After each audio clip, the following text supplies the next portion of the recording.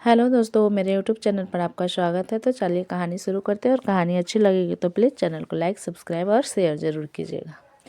नीरू जी महक और मृत्युंजय की लड़ाई को ख़त्म करने की कोशिश कर रहे थे जब वहीं पास ही के एक घर के छत पर बैठा आदमी अपनी बंदूक का निशाना मृत्युंजय के सीने पर लगा चुका था। राजीव जो बार बार मृत्युंजय को फ़ोन लगा रहा था, उसे खबर लग चुकी थी कि मृत्युंजय पर अटैक होने वाला।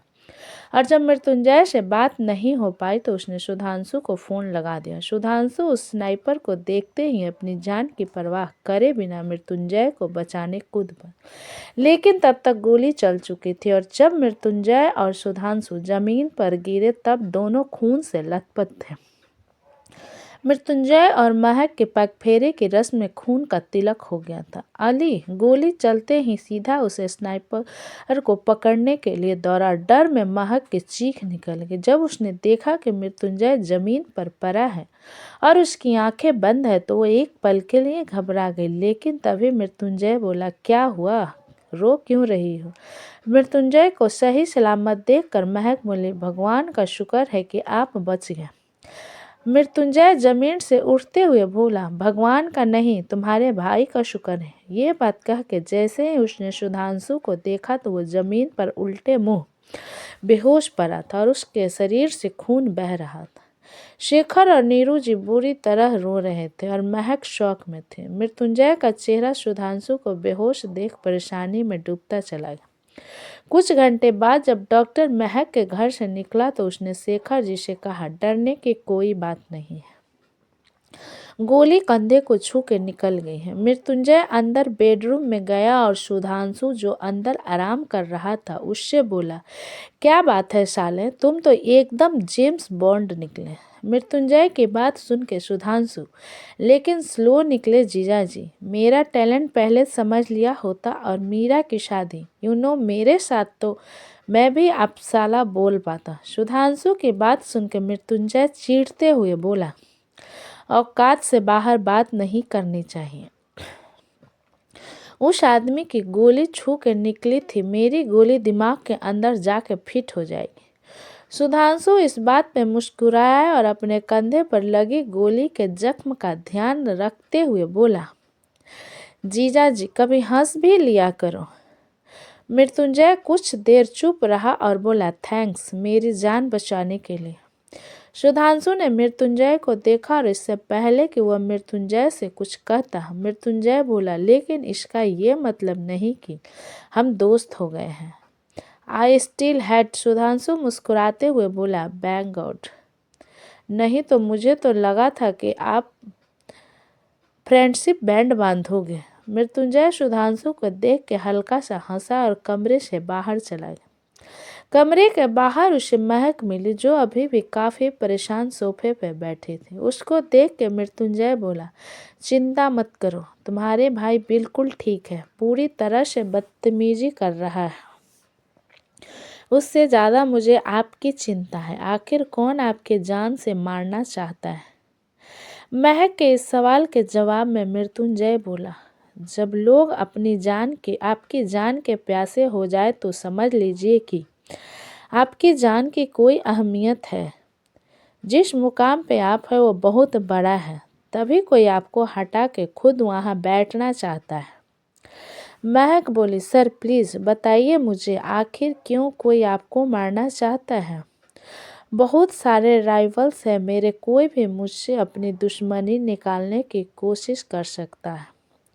मृत्युंजय का जवाब सुन के महक बोली, तो क्या मैं जिंदगी भर आपकी फिक्र करते हुए जीऊंगी? पहला सवाल ये है कि क्या तुम जिंदगी भर मेरे साथ जियोगी? मृत्युंजय के इस सवाल को सुन के महक चुप हो गई। मृत्युंजय मुस्कुराता हुआ वहां से चला गया। कुछ देर बाद जब महक मृत्युंजय के लिए दूध तैयार कर रही थी तब मृत्युंजय ने पीछे से आकर उसे कमर से पकड़ लिया, जिससे महक के बदन में एक अजीब सी सिहरन दौड़ गई। मृत्युंजय ने महक के कंधे पे अपना चेहरा रखते हुए कहा, मैं हूँ महक। मृत्युंजय की आवाज़ सुन के एक राहत की सांस लेते हुए बोलती है, कुछ चाहिए था क्या? आप आराम कर लीजिए, आपको कल ऑफिस जाना होगा। मृत्युंजय बोला, तुम्हें नहीं सुना, थोड़ा काम बचा है वो कर लूँ, बाकी कल दिन में सो लूँगी। यहाँ मैं सारा दिन खाली ही होती हूँ। महक का जवाब सुनकर मृत्युंजय बोला, लेकिन तुम कल यहाँ नहीं होगी ना। पग फेर हो गया, अब तुम्हें मेरे साथ घर चलना है। मृत्युंजय की ये बात सुनकर महक की आंखों में आंसू आ गए और वो बोली, जब मुझे जाते हुए रोका नहीं, वापस क्यों लेने जाना चाहते हो? मुझसे नफरत करने से दिल भर गया? नहीं, तुमसे दिल लग गया। महक मृत्युंजय के इस जवाब से कमजोर पड़ गई और बोली, सर प्लीज मेरे साथ ये मत करिए। क्या ना करूं? मृत्युंजय के सवाल के जवाब में महक बोली, प्लीज आप जैसे हैं वैसे ही रहिए, खुद को बदलने की जरूरत नहीं है मेरे लिए। और फिर आपका इस तरह एक पल प्यार से बात करना और अगले पल फिर गुस्से से भर जाना मुझे अंदर तक डराता है। ये बात सुन के मृत्युंजय महक की शक्ल देखता रहा और फिर एकदम से उसने अपने होठ महक के होठों पर रख दिया। मृत्युंजय बहुत सॉफ्टली महक के होठों को शक कर रहा था। महक समझ नहीं पा रही थी कि वो क्या करे, और सच तो ये था कि उसे मृत्युंजय बहुत अट्रैक्टिव लगता था। उसके छूते ही उसके पूरे बदन में जैसे आग लग जाती थी। लेकिन फिर महक ने अपनी इन फीलिंग्स को कंट्रोल किया और मृत्युंजय को पीछे करते हुए उससे कहा, हम किचन में हैं, माँ पापा अभी जाग रहे हैं। मृत्युंजय ने महक को देखा और बोला, ठीक है तो बेडरूम में चलकर कंटिन्यू करते हैं। इसी पर नीरू जी किचन में आई और मृत्युंजय को देख के थोड़ा सा हड़बड़ा गई। उन्होंने मृत्युंजय और महक की बात सुन ली थी। वो बोली, महक जमाई बुला रहे हैं तुम्हें, तुम जाओ, ये काम मैं कर दूंगी। महक ने अपनी माँ से कुछ कहना चाहा पर उन्होंने उसे आंखों से चुप रहने का इशारा कर दिया। महक नीरू जी का इशारा समझ गई थी। पानी की बोतल और दूध का गिलास लेकर महक मृत्युंजय के साथ कमरे की तरफ चली जाती है। मृत्युंजय जाते हुए नीरू जी से मुस्कुरा के कहता है, गुड नाइट आंटी। बेडरूम में पहुंचकर मृत्युंजय कमरे का दरवाज़ा अंदर से बंद कर देता है और महक से पूछता है, तो कंटिन्यू करे? महक के चेहरे का रंग उड़ गया मृत्युंजय की बात सुन। मृत्युंजय महक की तरफ आते हुए कहता है, तुम्हें नहीं लगता कुछ चीज़ें रह गई है हमारे बीच होनी? घर में और बाथरूम में अच्छे से ट्राई कर लिया, तुम्हारे कमरे में भी ट्राई कर लेना चाहिए। महक मृत्युंजय की बात को इग्नोर कर देती है और बिस्तर की तरफ देख के उससे कहती है, मैं नीचे गद्दा बिछा लूँगी और आप ऊपर बिस्तर पे सो जाइए। नहीं, तुम बिस्तर पर सो जाओ। मृत्युंजय के जवाब से महक हैरान होती है और कहती है, तो आप ज़मीन पे सोएंगे? नहीं, तुम बिस्तर के ऊपर और मैं तुम्हारे ऊपर। मृत्युंजय के इस बात को सुनकर महक शर्म से लाल पड़ गई। मृत्युंजय के मन में रात का क्या प्लान था उसे पूरी तरह क्लियर हो गया था। लेकिन इससे पहले मृत्युंजय कुछ और बोलता, उसके फ़ोन पर एक कॉल आ गया। मृत्युंजय महक को ऊपर से नीचे तक एक बार देखता है और फिर अपने फ़ोन को रिसीव करता है। कॉल रिसीव करके मृत्युंजय बोला, हाँ राजीव। दूसरी तरफ से राजीव बोला, तुम्हारे मृत्युंजय राजीव के बात पर बोला, हाँ मैं ठीक हूँ। राजीव जल्दी से बोला, तू आज की रात वहीं रहना, सुबह पूरा मैटर हैंडल करते हैं। और एक बात, कशिश मित्तल कल इंडिया आ रहा है। कशिश मित्तल का नाम सुनकर मृत्युंजय चिढ़ गया और बोला, तो मैं आरती की थाली लेकर एयरपोर्ट पहुंच जाऊं? राजीव मृत्युंजय की आवाज़ में उसकी चिढ़ महसूस कर गया था। वो उससे समझाते हुए बोला, फाइनेंस के लिए कुछ नए प्रोजेक्ट हमने उसके साथ साइन किए हैं, तो अगर हमारी प्रेजेंटेशन परफेक्ट होगी तो सारंग ग्रुप एक बार फिर टॉप 10 में होगा। बोला, मेरी नींद हराम करके तुम कैसे चैन की नींद सो सकती हो महक अवस्थी? और फिर वो अपनी प्रेजेंटेशन बनाने कमरे में बाहर चला गया। आधी रात को जब मृत्युंजय बाहर लिविंग रूम में बैठ अपनी प्रेजेंटेशन बना रहा था तो उसके फ़ोन पर एक मैसेज आया। नंबर अननोन था और इस मैसेज में एक तस्वीर थी जिसमें कि महक एक लड़के की बाहों में खड़े मुस्कुरा रही थी, पर लड़के के पीठ दिख रही थी और चेहरा नहीं। ये देखकर मृत्युंजय का दिमाग खराब हो जाता है। सवालों का तूफान उसके मन में उठने लगता है। वो अपने मन के सवालों में खो जाता है। कौन है ये लड़का जिसकी बाहों में झूल रही है तुम्हारी महक? कैसे कर ली वो गलती? कैसे भूल सकता हूँ मैं? मेरे बेस्ट फ्रेंड के साथ क्या हुआ? ये गरीब मिडिल क्लास लोग ऐसे होते हैं। मृत्युंजय गुस्से में पागल हो चुका था। अगली सुबह जब महक की आँख खुलती है तो मृत्युंजय वहाँ नहीं था।